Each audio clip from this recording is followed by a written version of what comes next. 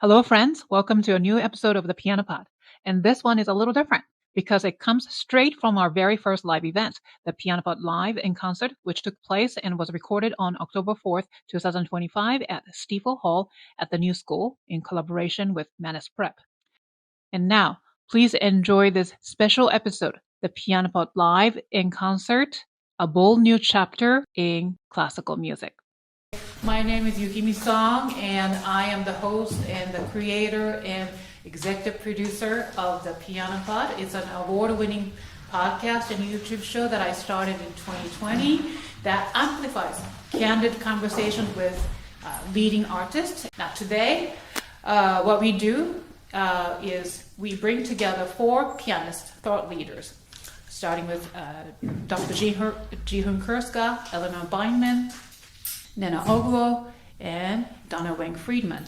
I have interviewed all 4 of them in the past, and each artist today embodies creativity, innovation, and a deep commitment to community. Afterward, I'll sit down with all 4 artists on stage, and we'll have an interview session. Afterwards, now you get to participate by asking us questions.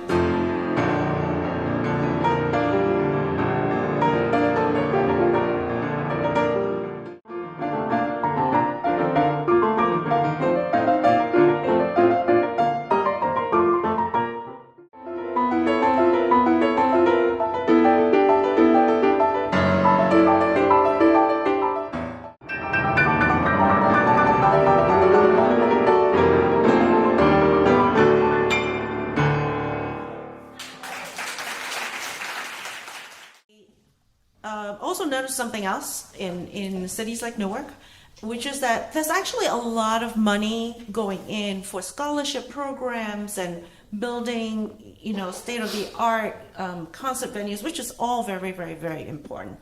However, programs like that only reaches the top 1%. So every single day putting this together was, like a roller coaster of emotions. And finally, it was screening at NYU for the world premiere. And I told my husband, I said, I'm pulling it. I'm not going to have it shown today because I'm not a filmmaker. And why would I think anybody would want to see a film about my family, And my husband said to me, he said, this may be your first film, but you've been telling stories all your life through music. I just can't find a transcription that I like. They're either too hard or they're too easy or I don't like them. So I looked and I didn't find anything either, and I did a little 2-hour thing, and then I played that, and it was really satisfying to play.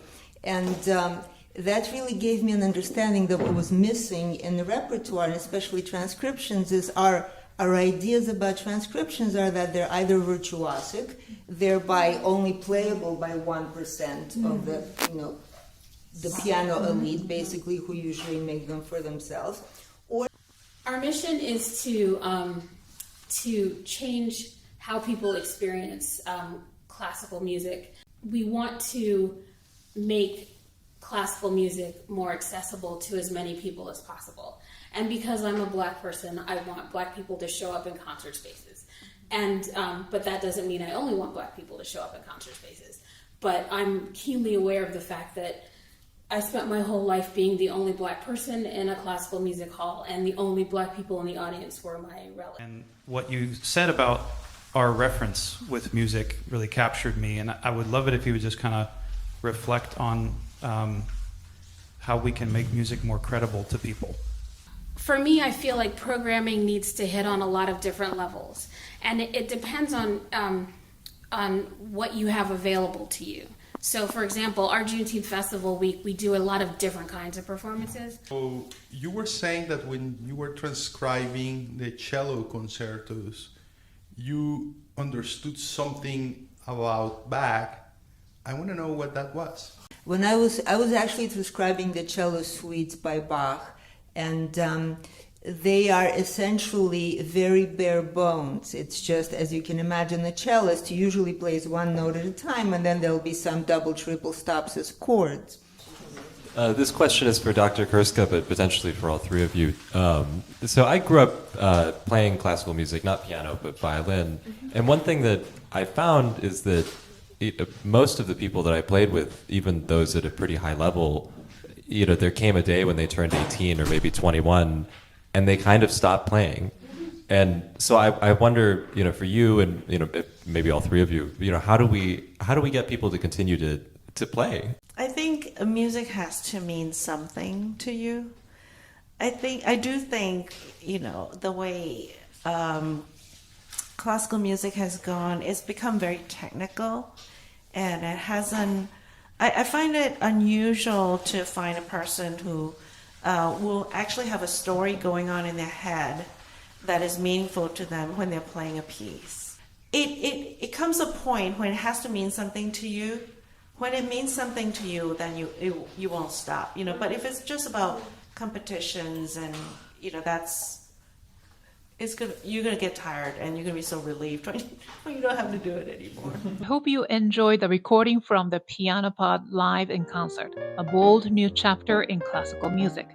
So, what did you think of blending what the Piano Pod does bi-weekly, music performance, in-depth interviews, and adding a live audience with a Q&A panel discussion? It was such a joy to see everything come together in one afternoon. To explore more, simply scan the QR code on your screen. It will take you to the live event tab at thepianopod.com, where you will find each guest's story and bio. Season 6 of the Piano Pod is just getting started under the theme Creativity and Connection, featuring more extraordinary guests and conversations ahead. Thank you for listening, and until next time, keep creating, keep connecting, and keep the music alive.